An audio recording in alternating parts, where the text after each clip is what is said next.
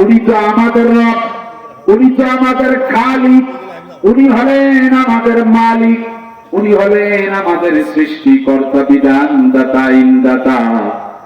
বলুন তো দেখি হাজিরিন, যিনি কোরআন শুনতে বললেন, এই কোরআন শুনতে হলে এটার আদব রক্ষা করা আমাদের ইমানি দরকার আছে না নাই?